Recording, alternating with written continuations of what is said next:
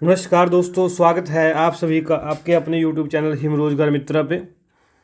जैसे कि दोस्तों आप सभी को पता है, हमने पिछले कल से सामान्य हिंदी व्याकरण की एक मुहिम चलाई है, ताकि बच्चे सामान्य हिंदी जो किसी भी एग्ज़ाम में आती है, चाहे वो टेट हो, सी टेट हो, एच टेट हो, KVS हो, NVS हो, TST कमीशन हो, PST कमीशन हो, पटवारी का एग्ज़ाम हो, NT का, HS का, अलाइड का, हर एग्ज़ाम के लिए वो ये महत्वपूर्ण है। जिसमें कल हमने वर्ण विचार जो समझा था, और आज उसी कड़ी को आगे बढ़ाते हुए आज हम संधि, जिसका हर एग्ज़ाम में वो प्रश्न पूछा जाता है, वो संधि टॉपिक वो आज हम पढ़ेंगे। संधि विषय के बारे में पढ़ेंगे, किस प्रकार की संधियाँ होती है और कैसे कैसे क्वेश्चन वो एग्ज़ाम में पूछे जाते हैं। तो दोस्तों, अगर आपको हमारी वीडियो अच्छी लग रही हो तो आप हमें वो यूट्यूब, फेसबुक, इंस्टाग्राम, टेलीग्राम पे सब्सक्राइब कर सकते हैं और लाइक, शेयर, कमेंट कर सकते हैं हमारी वीडियो को। और ज़्यादा समय न बर्बाद करते हुए हिम रोजगार मित्रा पे शुरू करते हैं आज दूसरा चैप्टर, जिसका नाम है संधि विचार। दोस्तों, संधि विचार का सबसे पहले जो हम पढ़ेंगे कि संधि होती क्या है। संधि का मतलब क्या है दोस्तों? जो संधि को मतलब है कि दो समीपवर्ती वर्णों के मेल से जो विकार उत्पन्न होता है उसे संधि कहते हैं। जैसे हम देवालय लिखते हैं, देवालय, देवालय हमने लिखा, ठीक है। तो इसमें क्या है, संधि विषय जब हम इसका करेंगे तो क्या होगा? देव जम आल्य, ऐसे होगा इसका।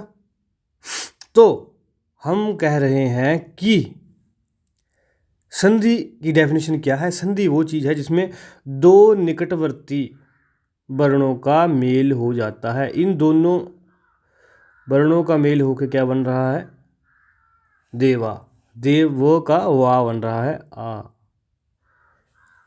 तो इस चीज़ को वो संधि कहते हैं। तो दो समीपवर्ती वर्णों के मेल को संधि कहा जाता है। वर्ण की डेफिनेशन मैंने आपको कल बताई है, जो कल बताया है वो आज हम डिस्कस नहीं करेंगे, ठीक है, क्योंकि वीडियो काफ़ी लंबी हो जाती है। आगे बढ़ेंगे हम संधि के बारे में हमने बात कर ली। अब संधि के प्रकारों के बारे में बात करेंगे।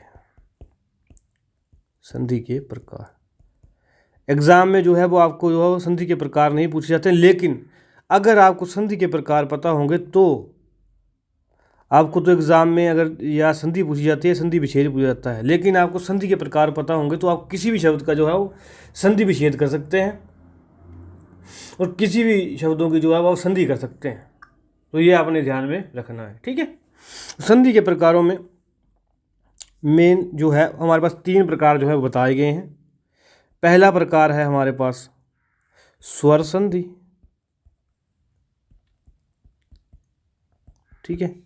दूसरा है आपको, और मैंने पहले बोला कि आपको पेन और कॉपी लेके बैठना है, नोट्स बनाने इसके कितने पेजों में? 1 या 2 पेज, इससे ऊपर पेज नहीं होने चाहिए, पॉइंट वाइज, ताकि आपको रिवीजन करने में आसानी रहे। एक होती है स्वर संधि, एक होती है व्यंजन। अब मैं संधि नहीं लिखूंगा साथ में, आपने समझ जाना है यहाँ पे। एक होती है व्यंजन संधि, चलो लिख ही देता हूँ। एक होती है विसर्ग संधि। तीन प्रकार की वो हिंदी भाषा में हमें संधियाँ देखने को मिलती हैं, ठीक है। तो अगर हम अब स्वर संधि के ऊपर हम बातचीत करेंगे, स्वर संधि के ऊपर हम आगे बढ़ेंगे कि स्वर संधि में पहला प्रकार आता है वो आता है दीर्घ संधि का। अब चलो, ये डेफिनेशन तो आपको नाम से ही पता लग रही होगी कि जो स्वर संधि किसे कहा जाता है। स्वर संधि का मतलब है दो स्वरों में, यहाँ भी स्वर है, यहाँ भी स्वर है, व्यंजन में यहाँ भी व्यंजन, यहाँ भी व्यंजन, इस तरीके से आपने देख लेना है, ठीक है। स्वर का स्वर से मेल स्वर संधि कहलाता है। तो इसमें पहला प्रकार हम पढ़ेंगे क्या? दीर्घ संधि।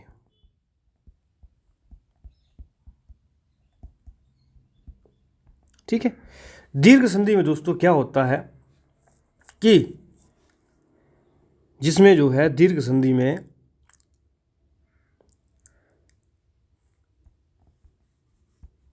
ह्रस्व या दीर्घ वर्ण के बाद ह्रस्व या दीर्घ वर्ण आता है, तो इन दोनों में जो संधि होती है वो कहलाती है दीर्घ संधि। अब मैं आपको वो कहलाती है दीर्घ संधि।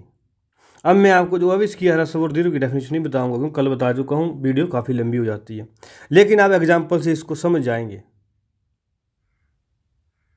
ठीक है, अब देखते हैं कैसे। अब मैं दूंगा आपको एग्जाम्पल में किसी और कलर से लिखता हूँ, ताकि आपको जो है जब आप PDF पढ़ें तो आपको पता लग जाए। चलो पर्पल कलर लेते हैं आज। तो जैसे हम लेते हैं देवालय ही लेते हैं, देवालय। ठीक है, तो इसमें क्या हो रहा है, देव जमा आल्य, तो इसमें दीर्घ संधि हुई है। आपको कैसे पता लगा? चलो, आपको पेपर में तो आता नहीं है, लेकिन फिर भी जो है हम आपको बता देते हैं। इसमें क्या हो रहा है, ये कौन सा है, ह्रस्व है, और आ, ये दोनों मिलके क्या बनाएंगे, आ। ठीक है, ऐसे ही और होगा तो वो दोनों मिलके क्या बनाएंगे, आ बनाएंगे। ऐसे ही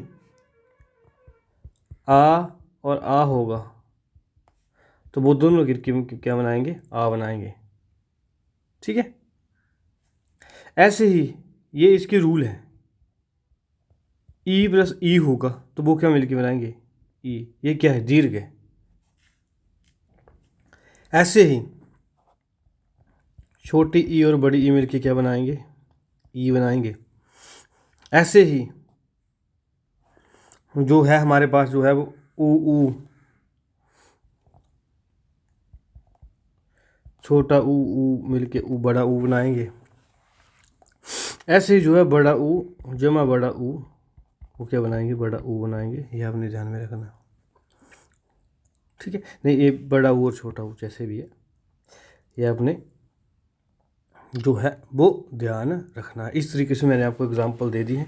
तो अब आप देखो कि जैसे देव, अब मैं ये अ और आ किस कहाँ की बातें कर रहा हूँ, ये देखिए देव। जब मैंने आपको कल पढ़ाया था तो मैंने आपको बोला था कि जब ये देव वो है, ठीक है, तो इसको जो है वो को हम कैसे लिखते हैं, वो हलंत जमा अ, इसमें अ है और यहाँ क्या है, आल्य में आ है, तो ये बन गई, ठीक है, दीर्घ संधि।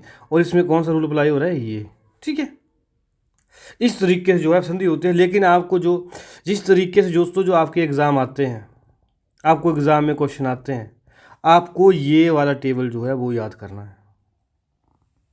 ठीक है, कि किस तरीके से जो है वो संधियाँ होती हैं, ये आपने ध्यान में रखना है। इसमें एग्जाम्पल हम और देख लेते हैं, जैसे गिरी जमा ईश। अब इसका क्या बनेगा, अब यहाँ भी छोटी ई है, यहाँ भी छोटी ई है, यहाँ बड़ी ई है, छोटी ई बड़ी ई, तो यहाँ पे क्या बन जाएगा, गिरीश बन जाएगा इसका। ऐसे ही हम देख लेते हैं कि लघु जमा उर्मी। ठीक है, तो क्या होता है, लघुर्मी। लघुर्मी क्यों हो रहा है, क्योंकि यहाँ पे क्या है, यहाँ पे क्या है, छोटा ऊ, यहाँ पे बड़ा ऊ। ये मैं लिखा नहीं है, पर आपने समझ लेना कि यहाँ जो छोटा ऊ बड़ा ऊ भी है वो भी। ठीक है, ऊ और ये इस तरीके से। ठीक है, ये जो है दीर्घ संधि कहलाती है। तो जिसमें क्या होता है, ह्रस्व और दीर्घ, ह्रस्व सर होगा या ह्रस्व मिलके क्या बनाएगा, इस तरीके से जो है वो दीर्घ बनेगा। ये सारा अपने ध्यान में रखना है। क्योंकि इसको जो दीर्घ संधि नाम क्यों दिया गया, क्योंकि ये जो अक्षर सारे मिलेंगे ये दीर्घ स्वर हैं। ये क्या है, दीर्घ स्वर हैं सारे, देख रहे हैं आप। और इसमें जो है वो आपको जो है यहाँ पे बड़ा ऊ जमा छोटा ऊ तब भी बड़ा ऊ ही बनेगा, और यहाँ पे बड़ा ऊ छोटा ऊ तब भी यही बनेगा। तो ये आपने ध्यान में रखना है। ठीक है, इस तरीके से वो दीर्घ संधि होगी। अगला हम बढ़ेंगे गुण संधि। और गुण संधि किसका पार्ट है दोस्तों, स्वर संधि का, ये आपने ध्यान में रखना है। दोस्तों गुण संधि में ऐसा बताया जाता है कि यदि अ या आ के बाद ह्रस्व या दीर्घ स्वर रहे, दीर्घ स्वर रहे, कौन कौन से, फॉर एग्जाम्पल लेते हैं, ई रहे, ऊ रहे या री रहे, कल बताया था मैंने आपको। तो क्या होता है, तो अ और ई मिलके ए बना देते हैं। इसको पर्पल कलर से लिखना था मैंने, माफ़ कीजिएगा दोस्तों, थोड़ा आपकी भलाई के लिए लिख रहा हूँ कि आपको थोड़ा याद रहे कि कहाँ से क्या होगा। ठीक है, तो इसमें क्या होगा, अ और ई जब मिलेंगे तो वो क्या बनाएंगे, ए बनाएंगे। और ये ए और ई की कहाँ देखेंगे आप, अभी एग्जांपल में बताऊंगा आपको। एग्जांपल आप देख सकते हैं, जैसे नर जमा ईश, तो ये नरीश नहीं बनेगा। बच्चे क्या करते हैं, नर अ ई नरीश कर दिया, नहीं, ये नरीश नहीं बनेगा। ये पता क्या बनेगा, यहाँ पे क्या हुआ, मैंने आपको पहले भी बताया है कि यहाँ पे जो देख सकते हैं आप, यहाँ पे क्या है, अ है। कैसे अ है, जो मैंने बताया था, र हलांत तो अ होगा, अ जमा ई, अ जमा ई क्या बनाएगा, ए बनाएगा। तो यहाँ पे क्या बनेगा, ये नरेश। उम्मीद कर रहा हूँ आप समझ पा रहे होंगे। ठीक है, इस तरीके से जो है वो आपको पढ़ना है। अब इसका भी हम टेबल बनाएंगे एक, जैसे अब इसमें क्या है, अब इसमें अ प्लस क्या है, ई भी होगा, छोटा ई होगा, इसमें ई होगा तब भी ए बनेगा। अब आएगी बारी आ और ई की, बड़े ई की, तो क्या बनेगा, तब भी ए बनेगा। ठीक है, अब जैसे देख लो, रमा जमा ईश, तो इसका रमेश नहीं बनेगा। बच्चे क्या करते हैं, रमा ई बड़ी ई की लगी, नहीं, इसका बनेगा रमेश, क्योंकि यहाँ पे कौन सा रूल अप्लाई हो रहा है, ये। ठीक है, आ और ई, तो ये आपने ध्यान में रखना है। थोड़ा एक दो बार देखेंगे तो आपको याद हो जाएगा। ज़्यादा आपको एग्जाम्पल करने की जरूरत भी नहीं है इसमें। हो सकेगा तो मैं आपको जो है वो दे दूंगा होमवर्क, अगर मुझे लगता है कि अगर आप जो ये टेबल जो है जो याद कर लेंगे तो आपको कोई दिक्कत नहीं रहेगी। अब ऐसे ही जो है वो अ और ऊ आ गया, थोड़ा सा साफ ही लिखना पड़ेगा। अब अ और ऊ आ गया, तो अ और ऊ मिलके ओ बनाएंगे। ठीक है, अ और बड़ा ऊ मिलके भी ओ बनाएंगे। ठीक है, और आ और ऊ मिलके भी ओ ही बनाएंगे। जैसे एग्जाम्पल लेते हैं, हर की एक एग्जाम्पल लेंगे, जैसे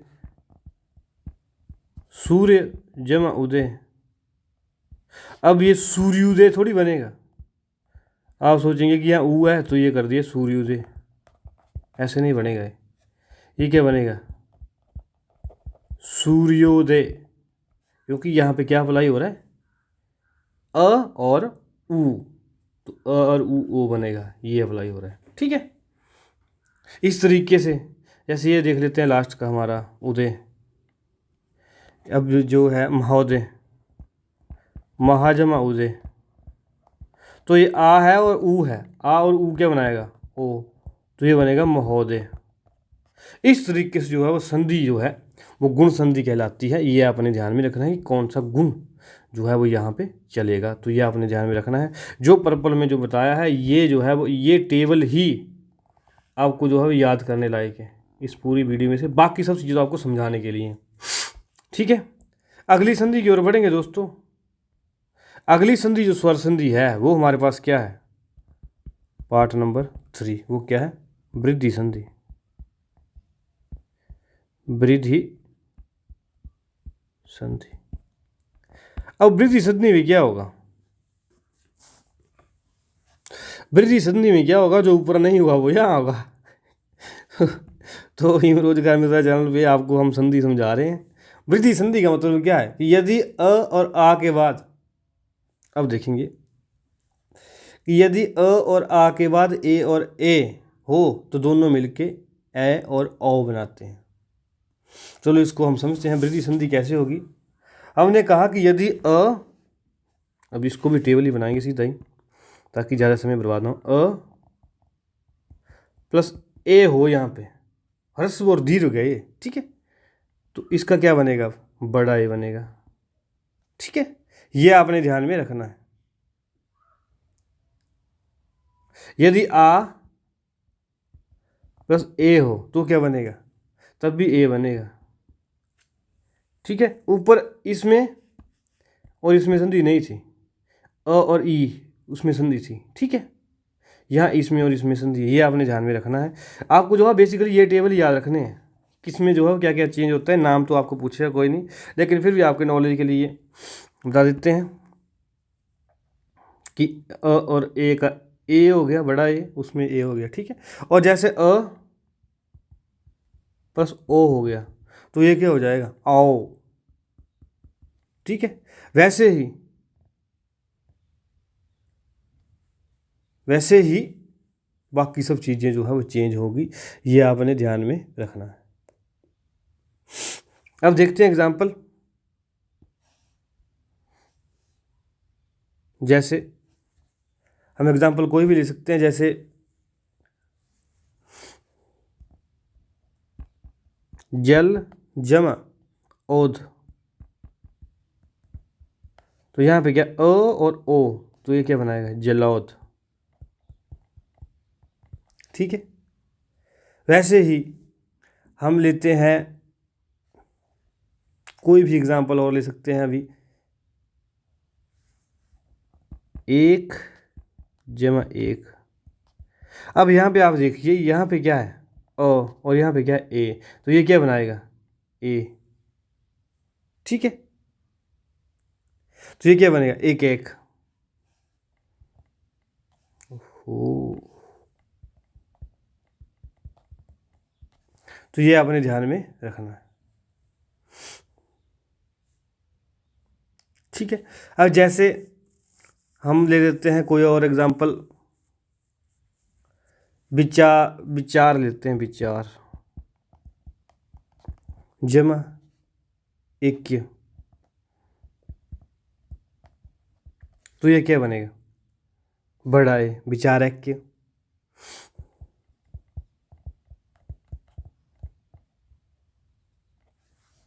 ठीक है। ये आपने ध्यान में रखना है। इस तरीके से जो वृद्धि संधि होती है ये आपने ध्यान में रखना है, ठीक है। अब बढ़ेंगे अगली संधि की ओर। अगली संधि कौन सी आती है, अगली संधि हमारे पास आती है यण संधि। अब कौन सी संधि की बात कर रहे हैं हम, स्वर। चौथी संधि जो स्वर की जो पार्ट है वो कौन सी संधि है, यण संधि। दोस्तों यण संधि हमें क्या बोलती है, यण संधि हमें बोलती है कि यदि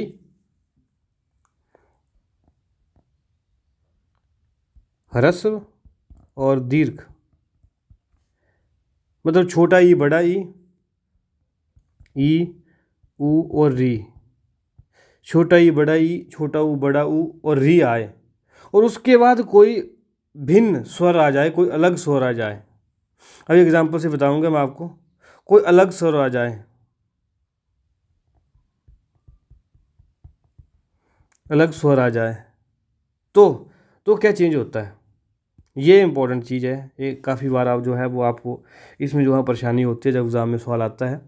तो इसको ऐसे करने को रह गया, तो ई और ई छोटा ई और बड़ा ई का य बन जाता है, और ऊ, छोटा ऊ और बड़ा ऊ का क्या बन जाता है, वो, और री का क्या बन जाता है, र, ठीक है। अब हम इसको जो है वो एग्जाम्पल से समझेंगे, ये आपने ध्यान में रखना है। एग्जाम्पल मैं आपको दूंगा अभी, जिससे जो है वो आपकी काफ़ी क्लैरिटी जो है वो आपके दिमाग में बन जाएगी। जैसे हम लेते हैं एग्जाम्पल अत्याचार की, ठीक है। अत्याचार। अत्याचार की एग्जाम्पल हम लेंगे तो उसमें क्या होगा, अति जमा आचार।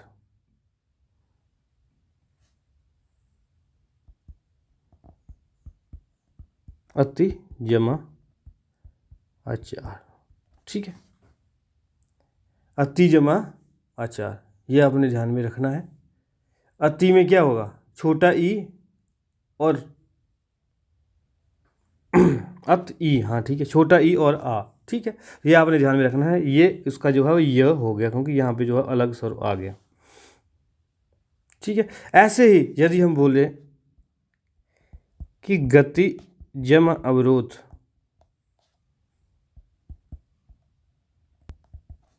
अब यहाँ पे क्या है, छोटा ई है और यहाँ पे क्या है, अलग स्वर आ गए ई के अलावा, तो ये क्या होगा, अभी मैंने आपको बताया था ये, बट यहाँ पे क्या होगा, तो आधा हो जाएगा, गत्यवरोध।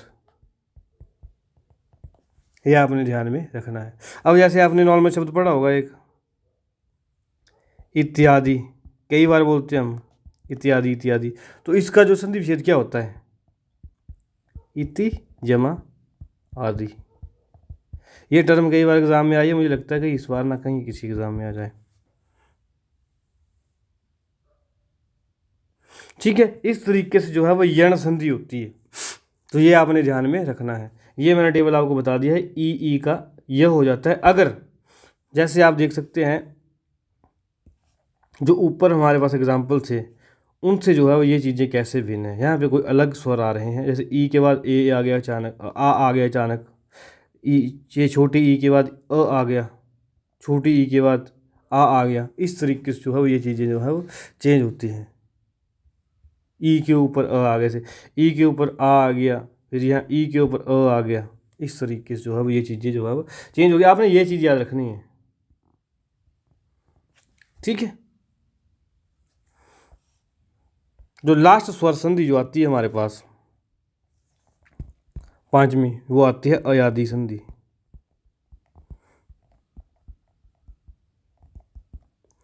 अयादी संधि है, इसमें ये बोला जाता है कि यदि ए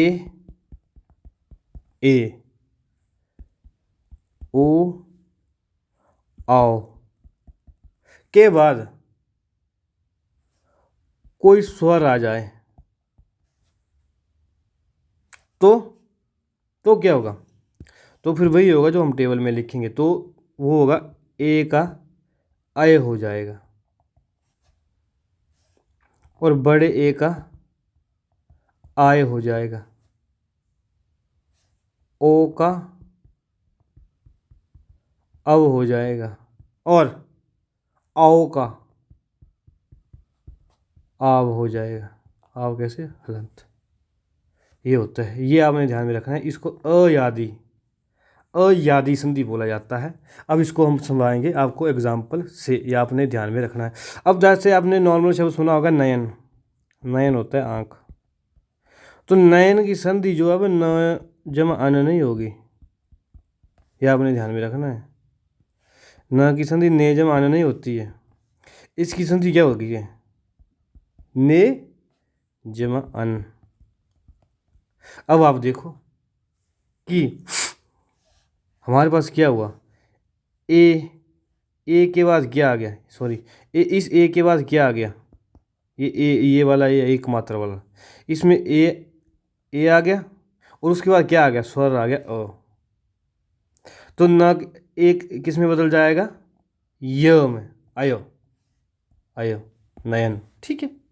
अब ऐसे देखते हैं हम और संधि, यहाँ से क्वेश्चन काफ़ी बार बनने को मिल जाते हैं क्योंकि थोड़ी पजल करती है। अब हमारे पास आता है पौ जमा अक, ठीक है। अब आप देख सकते हैं यहाँ पे जो है वो औ है, और स्वर है ये वाला, और उसमें जो है अ स्वर मिल रहा है, तो वो क्या बनेगा, आपको पता लग गया होगा अभी, पा वक, ये है आक, ये तो रहेगा ही रहेगा लास्ट का अक्षर, लेकिन बीच में जो है वो स्वर जो है वो आव में बदल जाएगा। अब जैसे इसमें तो काफ़ी इंटरेस्टिंग जो है वो आपको मिलेंगे। अब जैसे हमारे पास होता है पवित्र,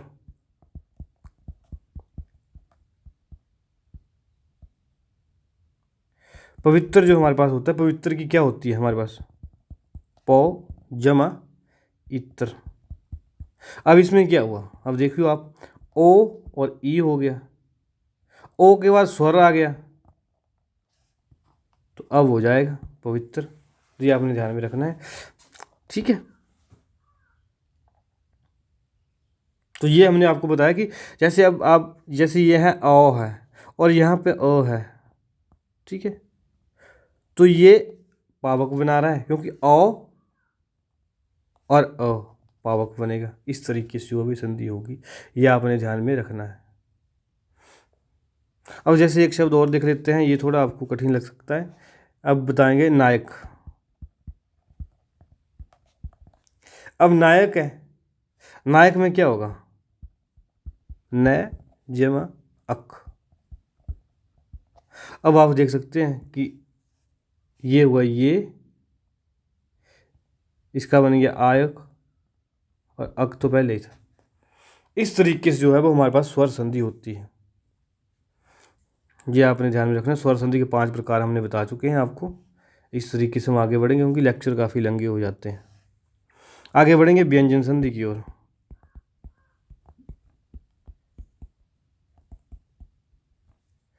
व्यंजन संधि में दोस्तों क्या होता है, व्यंजन संधि में क्या होता है कि व्यंजन के साथ स्वर या व्यंजन मिले तो व्यंजन संधि कहलाता है। तो ये आपने ध्यान में रखना है और इसके कोई डेफिनेट प्रकार नहीं है, इसमें सिर्फ नियम है। कैसे नियम है, यदि इसमें नियम कैसे हैं, अलग अलग नियम पढ़ने पड़ेंगे क्योंकि ये जो है वो काफ़ी एग्जाम में सवाल पूछे जाते हैं यहाँ से। पहले नियम हम पढ़ेंगे, उसमें क्या बोला जाता है, यदि, अब वो आ गया क, वर्ण, अक्षर नहीं है, क वर्ण है, आपने ध्यान रखना। क क च ट त और प, ठीक है। के बाद किसी वर्ग का, अब वर्ग कौन सा हो, क वर्ग, समझ गए, कोई भी वर्ग हो, च वर्ग, ट वर्ग, प वर्ग, त वर्ग, कोई भी वर्ग हो, समझ गए आप, किसी भी वर्ग का। वर्ग वो वाला वर्ग है यहाँ पे, ये आपने ध्यान में रखना, कोई भी वर्ग हो, ठीक है, कोई वर्ग का। तीसरा या चौथा वर्ण आ जाए,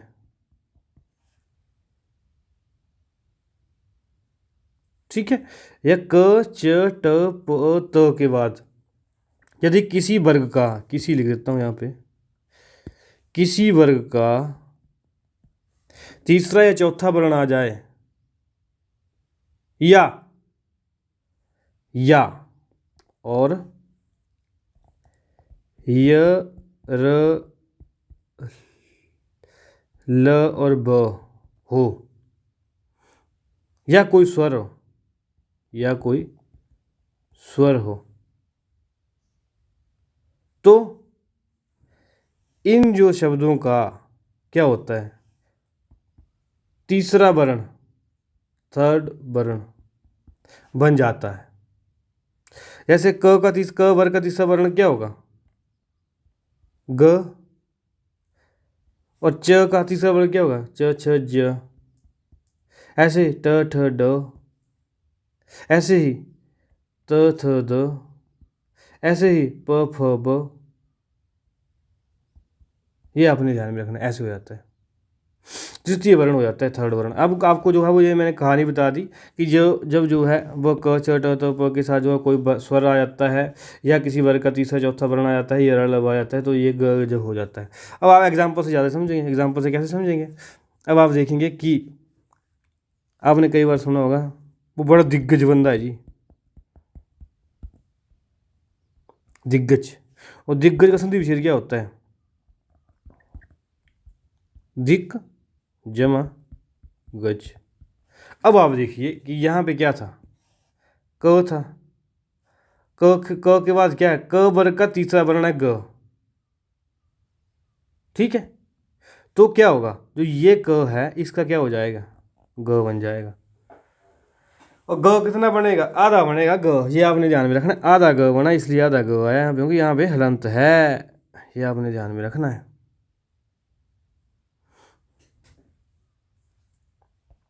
ठीक है, इसी तरीके से अगर हम दूसरा रूल पढ़ें, दिग्गज की एक और एग्जांपल देखते हैं, जैसे आपको इसकी, इस रूल की, जैसे सद्विचार।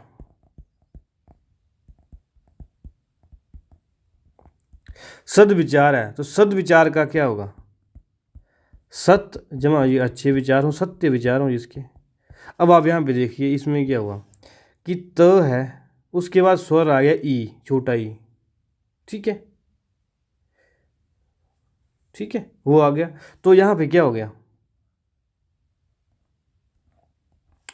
त थ द, थर्ड वर्ड आ गया, किसका आ गया, तो का। ये आपने ध्यान में रखना है। ठीक है, इस तरीके से जो है हमारे पास बातें होती हैं। अगले नियम की ओर बढ़ेंगे। अगला नियम जो हमारे पास है वो क्या बोल रहा है, यही बोल रहा है कि यदि ये जो है वो, यदि जो है वो क च ट त और प ये है, इनके बाद जो है वो न आ जाए या आ जाए म।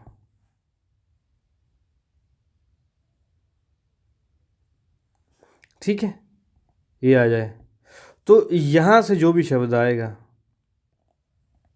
इनका पांचवा वर्ण यहाँ पे आ जाएगा। कैसे आएगा, एग्जाम्पल देखेंगे। जैसे आता है हमारे पास वाक जमा मय। ठीक है, तो इसका जो संधि जो होती है वो क्या होती है, क का पांचवा वर्ण क्या होगा, या न म आ गया ना, तो यहाँ पे क्या होगा, वांग में। कई बार पढ़ा होगा आपने, ये आपने ध्यान में रखना है, वांग में हो गया। अब जैसे ये भी छोड़ो, इसको लो आप, चित्त जमा मय। तो ये तो है ना, तो के बाद मोह आ गया, तो ये क्या बनता है, चिन्ह में, तो वर्ग का पांचवा वर्ण। ठीक है, ऐसे ही अब बोलते हैं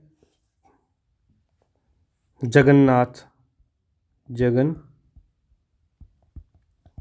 वो क्या होता है, जगत का नाथ, जगत जमा नाथ।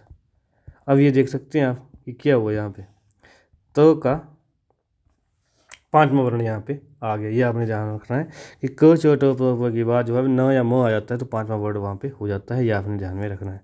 अगले वीडियो नहीं बोलूँगा मैं, अगली जो है रूल की तरफ बढ़ेंगे तो उसमें क्या होगा, यदि म के बाद कोई स्पर्श वर्ण हो, म के बाद कोई स्पर्श वर्ण, स्पर्श वर्ण कौन से हैं, जिसमें जो है बोलते हुए हमारा शरीर का कोई पार्ट जो है स्पर्श करते हैं,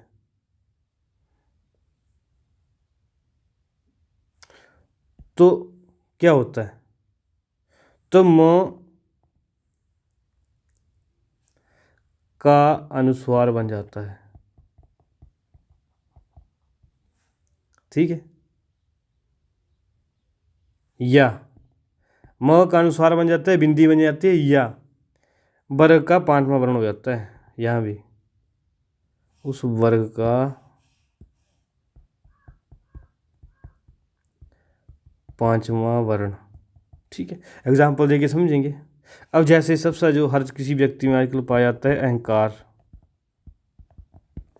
तो इसका संधि विच्छेद क्या है, अहम जमाकार। तो इसमें क्या हुआ, इसमें आ गया म और ये आ गया स्पर्श व्यंजन क अकुह विसर्गा नाम, कंठ कंठ कंठ में जो आ जाती है तो इसके लिए स्पर्श व्यंजन है। ये आपको मैंने कल समझाया था कि स्पर्श व्यंजन किसे कहते हैं। वैसे ही अगर हम आगे बढ़ें, ऐसे संवाद है, संवाद है।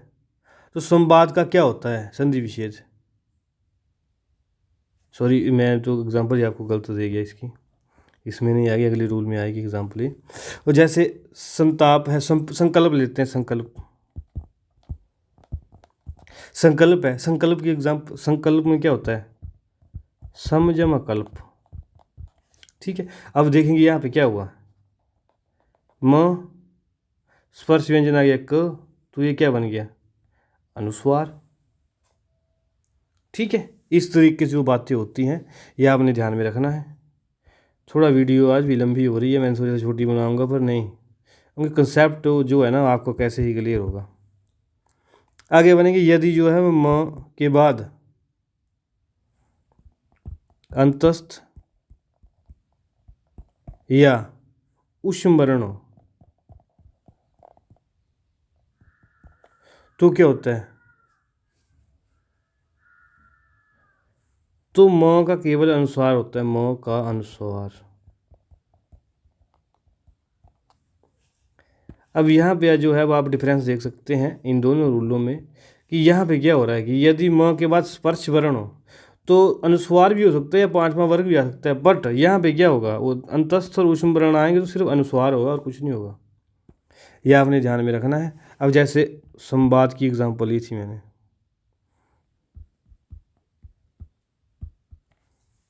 ठीक है, तो यह लव अंतस्थ है, कल बताया था मैंने आपको।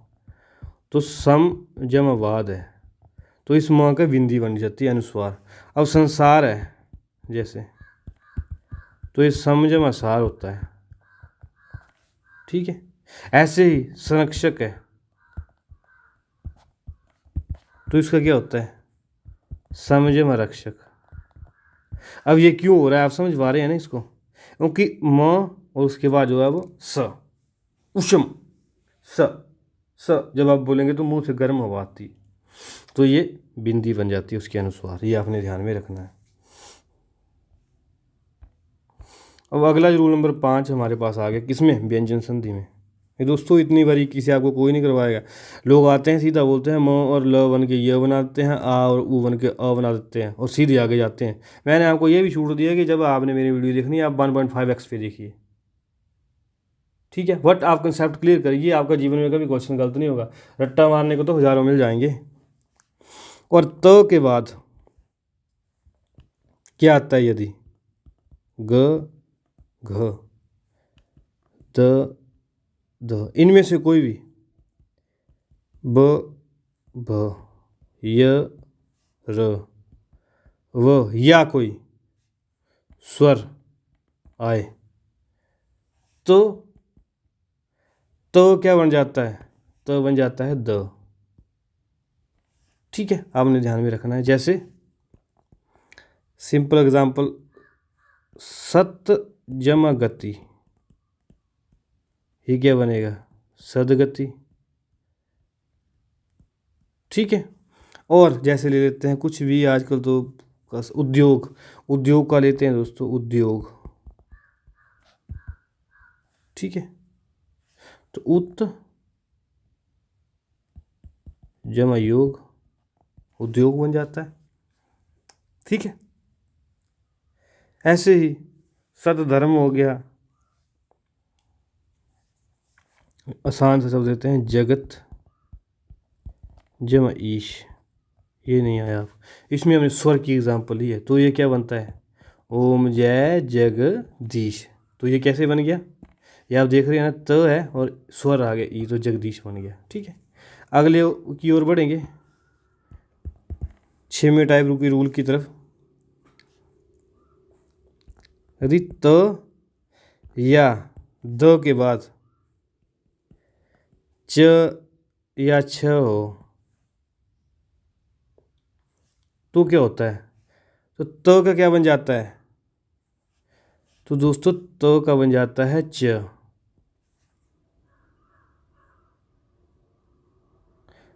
हो तो त का द, सॉरी, त का तीसरा व्यंजन बन जाता है, मैं गलती लिख रहा हूँ। त का बन जाता है द,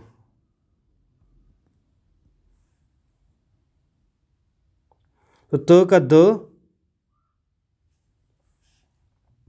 दोस्तों एक गलत लिख दिया मैंने, तो का बन जाता है च, त और दो का क्या बन जाता है, च बन जाता है। और या झ हो तो झ का ज बन जाता है, यहाँ पे झ हो, इसको लाल से लिखूंगा, झ हो तो झ का क्या बन जाता है, झ का बन जाता है ज, आपने ध्यान में रखना है। ट का बन जाता है ठ, अब एग्जाम्पल से समझाऊंगा आपको मैं। और ट और ढ हो, ट और ड हो तो उसका ढ ढक्कन वाला ड बन जाता है। ठीक है, अभी इसको हम जो है एग्जाम्पल से समझेंगे कि क्या क्या बातें जो है वो यहाँ पे बोली जा रही हैं। ज़्यादा थोड़ा कॉम्प्लेक्स चीज़ें हैं कभी कभी बीच में, लेकिन इस लेवल तक अभी आपको शायद किस्मत ख़राब हो तो आ जाए। ऐसे उत्जमाचारण है जैसे, तो इसको क्या बोलते हैं आप, उच्चारण। आ सकता है ऐसे, उच्चारण नॉर्मल शब्द है और हमें पता नहीं होगा। और तो का क्या बन गया, च बन गया, जैसे मैंने आपको यदि बताया। अब जैसे मान लो कि हमने बोला शरद जमा चंद्र, तो ये क्या बन गया, शरचंद्र। ठीक है, तो इसका क्या बन गया, द का च, ये आपने ध्यान में रखना है। अब एक और शब्द आता है हमारे पास उच्छिन्न, एग्जाम्पल दे रहा हूँ आपको, तो उसमें क्या होता है, उत्जमा छिन्न, त जमा छ जो है वो क्या बनाएगा, ये च में बदल जाएगा, त च में बदल जाएगा, ये आपने ध्यान में रखना है। अगले की ओर बढ़ेंगे दोस्तों। अगर आप इसको 2 बार रिवाइज कर लेंगे ना, एक अभी मेरे साथ पढ़ेंगे, एक बार दोबारा नोट्स बनाने के बाद आपको कभी ज़िंदगी में संधि गलत नहीं होगी। और हमने आगे लिखना है कि त और द के बाद ल हो तो ये ल ही बन जाता है सीधा। जैसे फू कलर्स, जैसे तद जमा लीन, तो ये तल्लीन बन जाता है। ठीक है, जैसे उल्लेख होता है तो इसका संधि विच्छेद क्या होता है, उत्जमा लेख। इस तरीके से आपने ध्यान में रखना है। ठीक है, ऐसी ऐसी दोस्तों आपको जो है वो अलग अलग नियम है, जिस तरीके से जो है वो हमारे पास जो है वो जो संधि जो है वो होती है, तो ये आपने ध्यान में रखना है। अभी थोड़ा आगे रूल्स की तरफ बढ़ेंगे, थोड़ा पढ़ना ही पड़ेगा दोस्तों। थोड़ा बोरिंग लग रहा होगा हिंदी आपको ऐसा ही, लेकिन दोस्तों अगर जीवन में पास होना है, सरकारी नौकरी लेनी है, तो आपको पढ़ना पड़ेगा, बाकी आपकी मर्जी है। कई लोग हैं नहीं पढ़ते। ठीक है, अब आप देखेंगे तो और तो हो या द हो के बाद ह हो, तो त या द का द और ह का य हो जाता है। तो हम ध्यान में रखेंगे कि यहाँ क्या चेंज हो रहा है। यहाँ चेंज ऐसे हो रहे हैं दोस्तों कि तो और दो का तो हो जाता है द, ठीक है, और ह का हो जाता है य। ये बोल रहा है एग्जाम्पल हमें। ठीक है, आपको ये रूल रखने की याद नहीं, आपको एक अक्षर वहाँ से मेरा करवाया होगा, याद आ गया, तो आप जो है वो वहाँ खुश होंगे कि हमें पढ़ा हुआ कामयाब हो गया। जैसे उत्तम हार, अब आप यहाँ पे देखिए कि यहाँ पे त है और यहाँ पे ह है। ठीक है, तो ये क्या होगा, उद्धार।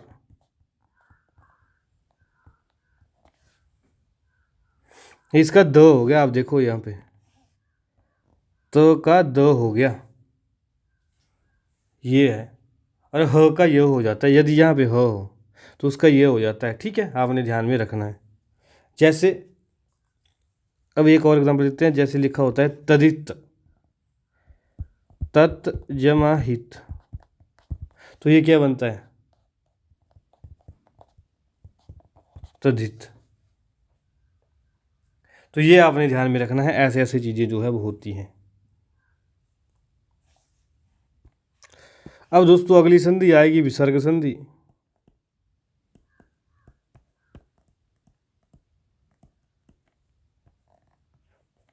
ठीक है, विसर्ग संधि में भी क्या है, यदि स्वर या व्यंजन के साथ जो है विसर्ग का मेल हो जाए तो उसके क्या कहते हैं, विसर्ग संधि कहते हैं। ठीक है, ये तो आपको पहले पता, डेफिनेशन पढ़ने की जरूरत नहीं है, हम पढ़ेंगे सीधा रूलों की तरफ। अब जैसे हम क्या बोलते हैं कि यदि विसर्ग के पहले अ हो और उसके बाद उस वर्ग का तृतीय चौथा पांचवा वर्ण हो तो अ का ए हो जाता है। अब इसको जो है वो हम लिखेंगे नहीं, सीधा आपको मैं इससे समझाऊंगा एग्जाम्पल से। जैसे मान लो हमारे पास है मने जमा हर।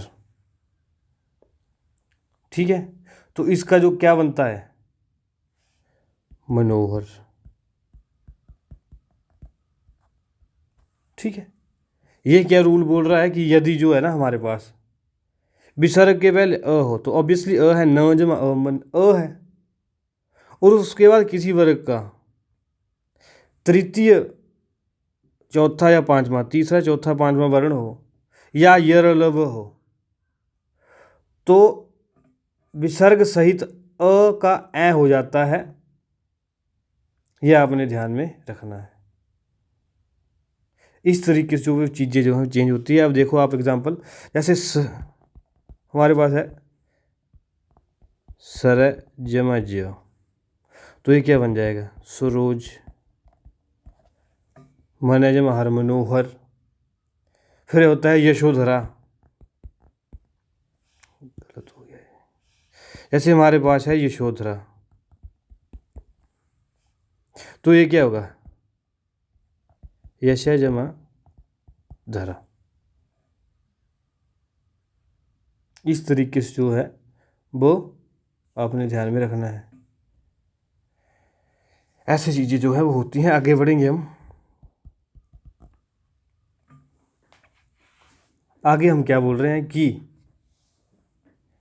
यदि जो है वो विसर्ग से पहले अ हो, विसर्ग से पहले अ हो और उसके बाद क्या है, ये मान लो यहाँ अ हो, ऐसे वर्ण का लास्ट शब्द बता रहा हूँ मैं आपको, और क्या हो, क ख प फ, तो विसर्ग जो है वो विसर्ग की विसर्ग ही रहेगी, वो कोई चेंज नहीं होगा। जैसे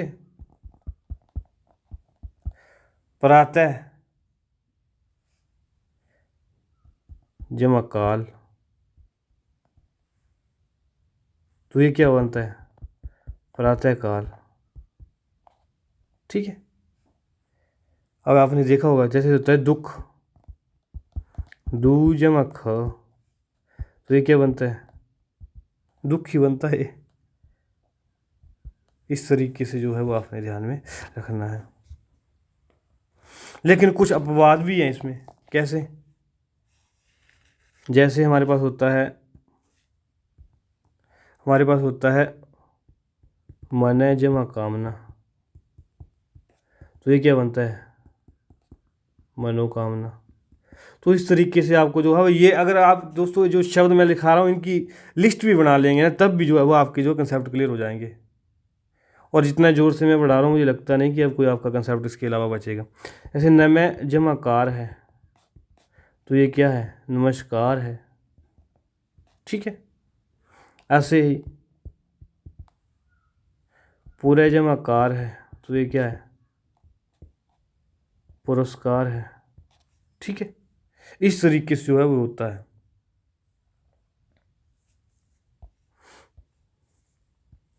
आगे तीसरे प्रकार की तरफ बढ़ेंगे तो उसमें क्या है, उसमें जो है कुछ शब्द आपको लिखवा देता हूँ, अदरवाइज इसमें जो है अपवाद बहुत जाते हैं विसर्ग वाले में। तो वही शब्द जो है वो परीक्षा की दृष्टि से इंपॉर्टेंट रहेंगे, वही हम जो है वो कर लेते हैं। अदरवाइज जो है वो काफ़ी जो है वो लंबा जो है वो सिस्टम चला जाता है। जैसे मान लो निराधार है। ठीक है, तो निराधार का संधि विच्छेद क्या होता है, नि जमा आधार। ठीक है, ऐसे ही हमारे पास होता है निर्झर, झर, तो ये क्या होता है, नि जमा झर। उसी तरीके से हमारे पास होता है दु जमा वचन, तो ये क्या होता है? दुर्वचन। ठीक है, ऐसे जो है वो अगर हम अगले तरीके की तरफ बढ़ेंगे, अगले टाइप की तरफ बढ़ेंगे, पार्ट 4 की तरफ, अलग अलग तरीके से इसमें अपवाद भी हैं, तो आपको जो है वो ये जो शब्द हैं मैं बता रहा हूँ ये एज एग्जाम्पल यूज़ करने हैं, और यहीं से जो है सारी संधि आपकी जो है वो क्लियर हो रही है। अब जैसे ये है कि चलो आपको एग्जाम्पल से समझाता हूँ। नि जमा कपट, तो ये क्या बनेगा? निष्कपट, जो कपटी नहीं है। इसमें क्या बोला है कि यदि विसर्ग से पहले ई हो या ऊ हो, छोटा ई या छोटा ऊ हो, और आगे क हो या ख हो या प हो, तो श बन जाता है। अब देखो एग्जाम्पल ऑफ कितने रूल्स आप भी याद रखेंगे। अब आप देखो कि जैसे हमारे पास है आवि जमाकार, तो ये क्या बनेगा? आविष्कार। ठीक है, अब जैसे आप बोलते हैं कि यार मेरा काम नहीं बना, निष्फल हो गया मैं, तो निष्फल का क्या है? नि जमा फल, ये आपने ध्यान में रखना है। ठीक है, ऐसे ही अगला जो तरीका है, पॉइंट है हमारे पास, वो क्या है कि यदि जो है वो हमारे पास जो है वो एग्जांपल से समझाता हूँ आपको। निश जमा चय, तो ये क्या बनता है? निश्चय। ठीक है, तो इसमें क्या बोला गया? यदि च हो या छ हो, तो विसर्ग का जो है वो श हो, विसर्ग के बाद च या छ हो, तो विसर्ग का जो है वो श हो जाता है, श हो जाता है, या ट हो जाता है, या ठ हो जाता है। अब देखेंगे कैसे, अलग अलग जो है अलग अलग हिसाब है इसका। अब आप देखिए, जैसे छ का मैंने आपको बता दिया। अब जैसे मान लो यहाँ आ गया बस धनु जमा टंकार, तो इसमें क्या बनेगा? धनु धनुष टंकार, इस तरीके से वो चीज़ें जो है वो बनेगी। ठीक है, और अगला हमारे पास जो टाइप है वो क्या है? विसर्ग संधि में दोस्तों मुझे लगता है कि आपको जो है वो ज़्यादा परेशान ना कर दे कहीं, पर आपने जो है इन्हीं वर्ड को याद कर लेना, इनमें से कुछ ना कुछ फंस जाएगा, या आपको जो मैं एग्जाम्पल दे रहा हूँ इससे कुछ ना कुछ याद रहेगा ही रहेगा, ये मेरी गारंटी है। ठीक है, अभी आगे जो अगर हम पढ़ रहे हैं उसमें क्या है कि यदि श या श हो या स हो, विसर्ग के बाद स हो, तो श और श ज्यों का त्यों रहता है, जैसे का जैसे रहेगा, विसर्ग के बाद ये होगा। कैसे? एग्जाम्पल देखेंगे। जैसे होता है हमारे पास दु जमा शासन, तो आपने देखा होगा दु शासन, अरे भैया दु शासन। ठीक है, अब जैसे होता है हमारे पास नि जमा सार, स आ रहा है ना लास्ट में, यहाँ पे सार, तो ये क्या बनेगा? नि सार। इस तरीके से जो है वो चीज़ें जो है वो होती हैं। अब आगे एक और रूल आ गया कि क्या, ये दोस्तों थोड़ा इंपॉर्टेंट है, इसको थोड़ा ध्यान से समझेंगे कि हमारे पास जो है यदि ई और ऊ के बाद विसर्ग हो, ई और ऊ के बाद विसर्ग हो, और उसके बाद र हो, तो ई का ई बन जाता है और ऊ का ऊ बन जाता है, और विसर्ग जो है वो लोप हो जाती है। कैसे? एग्जाम्पल देखेंगे। नि जमा रोग, क्या बनेगा? निरोग। नि जमा रस, क्या बनेगा? नीरस। दु जमा राज, क्या बनेगा? दु राज, बड़ा वो हो जाएगा। ठीक है, इस तरीके से दोस्तों जो है वो ये अलग अलग संधियाँ जो होती हैं ये आपने ध्यान में रखना है। मैंने जो है वो काफ़ी बारीकी से जो है वो आपको जो है संधि का जो चैप्टर है वो करवाया है। मुझे लगता नहीं कि आज अगर आपने ये चैप्टर पढ़ लिया मेरे से इस लेक्चर से, ठीक है, और इसको एक बार रिवाइज करना है मेरे बोलने पर आपने। अभी तो एक बार अपने अभी पढ़ लिया, नोट्स बना लिए और उसको जो है रिवाइज करना है आपने। रिवाइज कर लिया, कोई भी संधि आपकी गलत नहीं होगी, मेरी गारंटी है। अभी हम जो है इसको एक बार रिवाइज कर लेंगे दोबारा।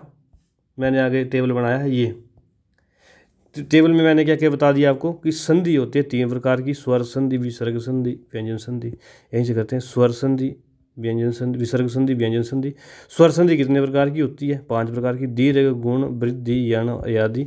विसर्ग संधि, विसर्ग जमा स्वर, विसर्ग जमा व्यंजन 2 प्रकार की होती है। व्यंजन में व्यंजन जमा व्यंजन मिलता है, व्यंजन जमा स्वर मिलता है। तो दोस्तों ये जो चीज़ें जो मैंने आपको बताई, आपको मैंने पहले कहा कि अगर नैया पार करनी है, नैया पार करनी है तो भाई तूफान से लड़ना पड़ेगा, तूफान और आंधी से लड़ना पड़ेगा। क्योंकि दोस्तों जैसे मान लो आपका टीजीटी का एग्ज़ाम है अभी हिमाचल प्रदेश में, अब टैट का आएगा, केवीएस का आएगा, एनवीएस का आएगा, ईएमआरएस का आपका आगे जो है टायर 2 होगा, DSSV का एग्ज़ाम होगा, या एचएस होगा, अलाइड होगा, उसमें जो एनटी होगा, पटवारी होगा।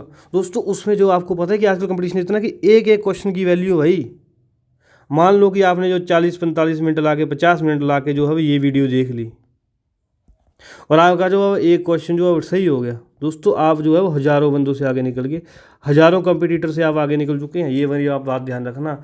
लोगों को जो है वो महीना महीना मंथ पढ़ते हो जाता है दोस्तों, लेकिन ये एक क्वेश्चन जो है वो आपसे आगे नहीं निकल पाते। क्यों? क्योंकि आजकल लोग जो है वो क्या बन गए हैं? कंटेंट गैदरर बन गए हैं। कंटेंट गैदरर बन गए हैं। क्या बन गए हैं वो? कलेक्टर की। मान लो अब जैसे मान लो यूट्यूब है, ठीक है, इसमें जो है 5 चैनल है, 5 चैनल है, 1 2 3 4 5। ये भी तैयारी करा रहा है सेम एग्जाम की, जैसे मान लो टैट की, पटवारी की तैयारी करा रहा है, ये भी पटवारी की, ये भी पटवारी की, ये भी पटवारी की। तो बच्चे क्या करेंगे? 5 के टेलीग्राम चैनल ज्वाइन कर लेंगे, ठीक है, और 5 का मटेरियल कलेक्ट कर लेंगे, ठीक है। पढ़ेंगे एक भी नहीं, पूरा नहीं पढ़ेंगे और ना रिवाइज करेंगे। अगर एक पढ़ लेंगे तो दूसरे को जो है वो दूसरी बार बोलेंगे यार मैं इसको एक्स्ट्रा पढ़ लेता हूँ, मैं एक्स्ट्रा पढ़ लूँगा, उसको रिवाइज नहीं करेंगे, वो क्या होंगे? फेल ही होंगे बाद में।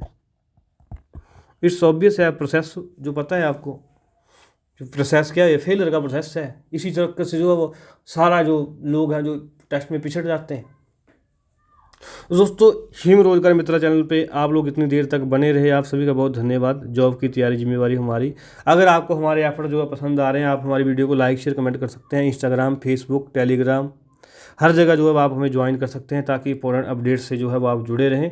और इसी सीरीज़ को आगे हम बढ़ाते रहेंगे, हिंदी हम पढ़ाते रहेंगे, ताकि जो है हम लोग आपकी सहायता कर सकें। उम्मीद करूँगा कि आपकी जो संधि चैप्टर के जो सारे डाउट जो है क्लियर हो चुके होंगे। कल मिलेंगे नए टॉपिक के साथ, नई वीडियो के साथ। तब तक धन्यवाद।